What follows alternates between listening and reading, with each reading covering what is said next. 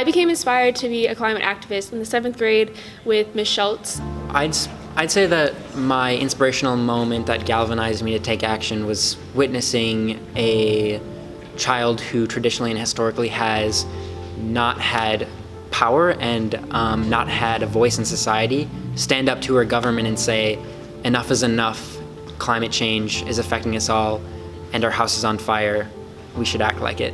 It was during our science class, and we were doing our weather unit, and she decided to start showing us these videos of these extreme weather patterns that were happening, where like tsunamis and tornadoes and floods were just becoming so much more dangerous than they should have been, even though they're dangerous whenever. But afterwards, a lot of us were asking, so what can we do about it? And she didn't really have any examples of people doing a whole lot of positive things to fight climate change.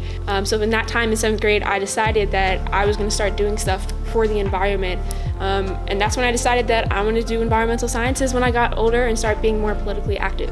I think I decided to become a climate activist when I saw so many of our politicians realize and know that we have a solution to climate change, but refuse to take action on it. The thing that scares me the most about climate change, I guess, is that it's like really irreparable at some point what we're doing. Like we just have such a limited amount of time to kind of take action on this issue. So just like the longer we kind of delay doing that, I feel like the worse it's just gonna get. And it really involves everyone, so I think it's an urgent issue. What scares me the most is that I won't get to live out my life like someone should, and I won't get to die naturally. I'm gonna die from skin cancer because of more UV rays. I'm gonna die from air pollution or unclean water, and I just won't be able to live my life as I grow older without a constant threat of dying from some outside factor because someone would rather get more money than protect the people that live in their community.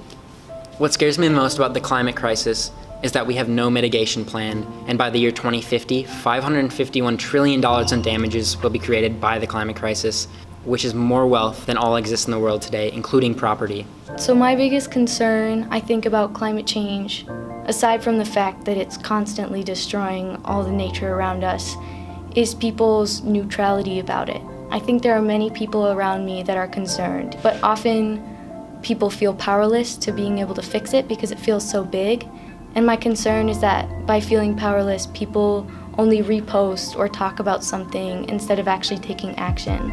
But by being in organizations like YCAT or Madison Youth Climate Team, you can actually take action and change things. But if you're just reposting, you're not going to change anything.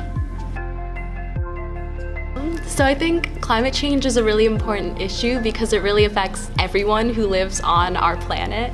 I think a lot of the times voices that kind of take over like a lot of the issue about climate change don't necessarily like talk about all of the marginalized groups that are really affected by the issue, because it's a lot of people who live, you know, in like third world countries or marginalized communities that face the worst effects of climate change in the status quo and going on into the future.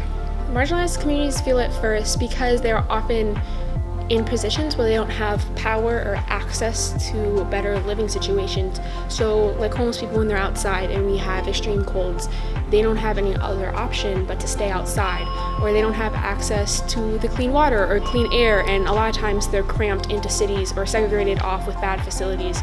So when big disasters happen weather-wise, there's like homes and spaces are the ones that are going to get damaged the most, and then they won't have the money or resources to recover from it. First, directly you can get out and vote. Vote for politicians that support action on the climate crisis. If you want to get involved with us here at YCAT, just DM us on Instagram at YCATW, or you can email us at general@ycatwi.org. You should get involved because the climate issue is going to affect you one day, so you might as well at least try to stop it before it has the chance to impact you.